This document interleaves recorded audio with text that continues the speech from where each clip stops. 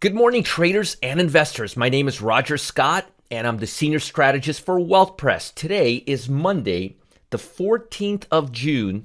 It is the first trading session of the third week of June, and it's the second full trading week.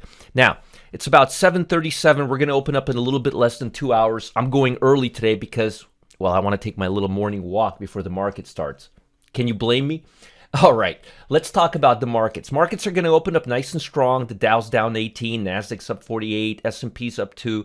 Nothing really beyond random. One of the most important factors that you as a retail trader can figure out is when something is just noise and when it's meaningful. And when you see the Dow's down 23, Nasdaq's up 40, S&P's up 2, Russell's down, market's kind of all over the place. That means the markets are just random. Don't read too much into this stuff. Now, we've got a big report this week right here. FOMC announcement, interest rates. This asset right here that's been, as I called it last Friday, the Friday before last Friday, has been moving up steadily now for the last 5 days. I told you about it, and that's partly because the consumer sentiment report was very, very temporary. It doesn't show that the inflation we're going to have is permanent, and it looks like we may have some deflationary pressure in the short term before inflation begins towards the second half of the year. And yes, I do think bonds are going to go down and interest rates are going to go up. I think this is temporary. If you look at the long-term trend, too, technically, the long-term trend is down, but we've been moving sideways. We had a lot of fear of inflationary pressure. Now there's some talk that it's going to be transitory. So bonds are going up, which means interest rates are going down, which means stocks that are financial or heavily dependent on interest rates are cooling off. And that means we have a buying opportunity. But I'll get into all of that in a bit. But again, bonds going up means lower rates. Lower rates means deflationary environment. Now, again, if you look at the reports scheduled for the week, we don't really have a lot of stuff today. We have retail sales tomorrow, which is a really, really big report, especially heading into the FOMC, because the retail sales makes up 2/3 of the GDP. So this will give us a good feeling, a good understanding of where retail sales are. I can't speak today. I guess the weekend must have been really good. And we have industrial production, and we have housing market, and we have business inventory. But I would pay attention tomorrow to retail sales, the PPI, and industrial production. That's going to give us a good understanding tomorrow if we do have inflationary pressure, whether industrial production is feeling it or seeing it, and how it's impacting retail sales. And it should start to. So that is big. We also have housing starts and permits. I'm not too worried about that. The number has been good, followed by FOMC, the biggest news of the week, and then we've got jobless claims and the Fed manufacturing. So this week is all about the bond market, interest rates, and industrial, and retail sales. So we're going to have a good understanding of whether there's inflationary pressure, whether the Fed will, in fact, continue to put pressure on interest rates or not. Now, keep your eye on that report. It's going to be a big one. As far as the bond market, I think we're going to head a little bit higher, but not too much higher before reverting back lower. And once we revert back lower, the financial stocks and other stocks that have been going higher because of higher inflationary stock, like basic materials and financial stocks, energy stocks, stocks that benefit from higher inflationary pressure will tend to rise as well. If you look at the Russell 2000, the small caps, it is rising. We're near all-time highs thanks to the bond market.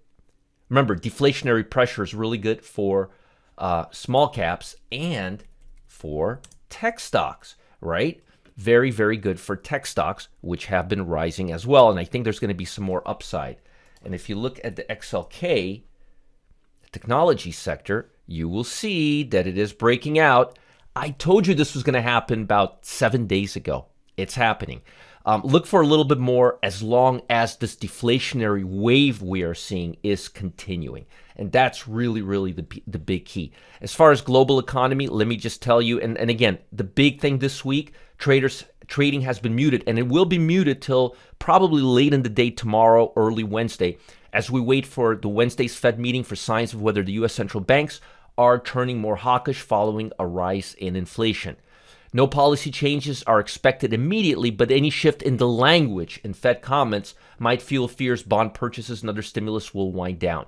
We will see. I don't think that's going to happen right now, but let's see what they say. Fed officials say high inflation should be short-lived. That was supported by a report last week that showed a rise in consumer prices in May was mostly due to temporary factors. To give you some more explanation on that, they're saying that the consumer prices were mostly caused by a huge rise in used car sales because companies that rent cars, because summer's coming up and people want to rent cars when they go out, they don't have a lot of inventory. So a lot of these rental car companies, you got to hear this. This is really what's causing this. Are buying up cars, used cars, regardless of the price, because they need it for business. And when it comes to business, people spend money. So again, that's what's on the table this week. Now, with that said, we are starting to see, and I told you this was going to happen last week. Nobody ever listens to anything I say. I'm just messing around.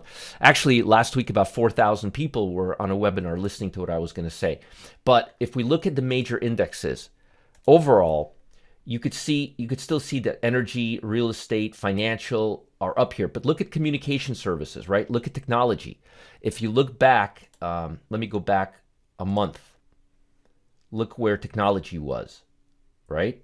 Now, that's a month ago, May 11th. Today, technology is up here. Now, let's look at it on a 1 month basis, not a cumulative basis. Look where technology and communication services were. I told you this was going to happen. Let's see where they were a week ago. The communication services here, technology here.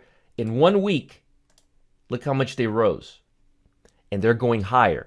But with that said, I also think we're going to see a little bit upside in some stocks that are really, really, really have cooled off over this time and have been really impacted by what we're seeing in the bond market. And I think they're going to start rising again. They're showing really oversold levels. So this is the first one, 𝗧𝗶𝗶 Financial Group. I really like this stock, and I think it's a little bit overdone. I think it may go a little bit more, but I think it's pretty much overdone. This one here, 𝗧𝗴𝗀𝗍𝗪 Industries, an industrial stock, also a little bit overdone. May sit here for a few days, but I think this stock is overdone, and I think it's going to pop back. That's LYB. And JP Morgan, another stock. Again, maybe just a little bit more downside, maybe just a little bit more, and then I think the stock is going to pop. And another stock that I like that I'm seeing a pullback on is this one, Callaway Golf, one of the biggest golf club companies. It is seeing a pullback. I think we can go to the 50-day line, maybe a little bit lower, but I like this stock quite a bit.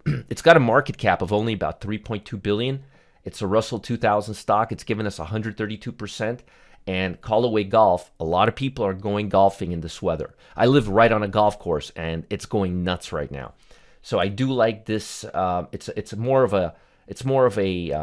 If you look at the type of stock it is, it's more of a leisure recreational, sporting goods stock. But boy, oh boy, those stocks are hot right now.